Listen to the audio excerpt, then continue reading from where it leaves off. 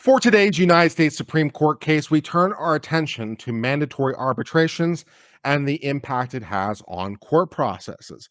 So many contracts today require that people go to arbitration, and people, of course, sometimes don't want to go to arbitration and want to go to a lawsuit. And sometimes there's a question about whether the arbitration process applies or whether a lawsuit applies and who gets to make that decision. And so this is sort of the interplay of that, right? We've got both an arbitration action and a court action underway. And someone's saying, okay, you have to go to arbitration first. And they're like, no, I want to go to court first. And it's like, well, I don't want to, let's go appeal and all the rest of it. So this is all about timing. When can courts get involved? When is arbitration? Who gets to decide in what order? So let's go ahead and get started with this. Abraham Bielski filed a class action on Coinbase, the crypto people who this channel is such a huge fan of because they once overtook his channel and led to the channel being deleted, which made me very, very sad. So I have a special place in my heart for the crypto people because they have burned me personally. Even though I never bought crypto or invested in crypto in any way, they still managed to spoil my life. So that's how bad they are. Anyways, Coinbase over here getting sued because Coinbase failed to replace funds fraudulently taken from user accounts. Because Coinbase's agreement provides for dispute resolution through arbitration, Coinbase said, how about arbitration? The district court said no. Coinbase then files an appeal to the Ninth Circuit, which authorizes an appeal from denial of a motion to compel arbitration. Coinbase also moved the district court to stay its proceeding pending resolution of the appeal. The district court denied the motion, and the Ninth Circuit likewise declined to stay. So the district court is all over here like, I have power to hear this. Coinbase is like, arbitration though. And the district court's like, nah, no arbitration for you. It's like, well, that's not fair. I want to appeal. It's like, okay, go appeal. And it's like, well, I want you to stay the proceedings while I'm appealing. No. And the Ninth Circuit's also like, no, we're not staying the proceedings. So, you have the right to appeal about whether or not we can hear the case. But in the meantime, we're going to hear the case.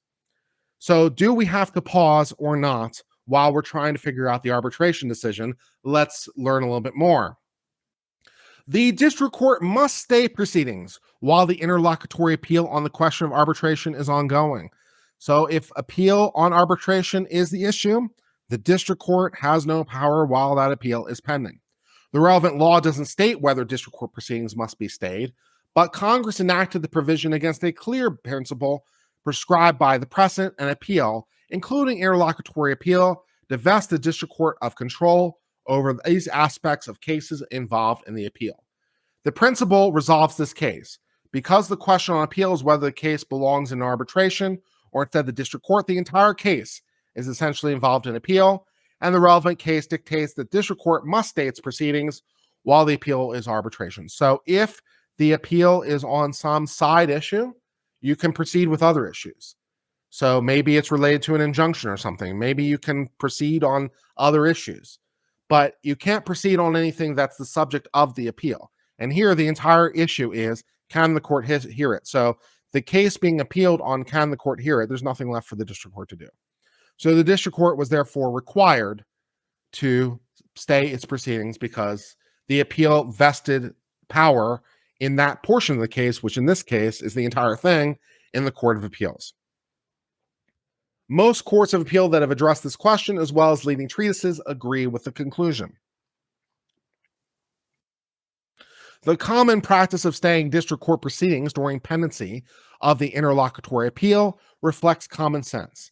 If the district court could move forward with pretrial and trial proceedings while the appeal on arbitration was ongoing, then many of the benefits of arbitration, efficiency, expense, discovery, would be irretrievably lost, even if the Court of Appeals later conclude the case actually belonged in arbitration all along.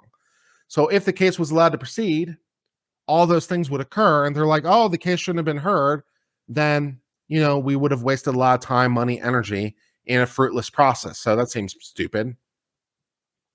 Absent a stay, parties could also be forced to settle to avoid district court proceedings that they contracted to avoid through arbitration.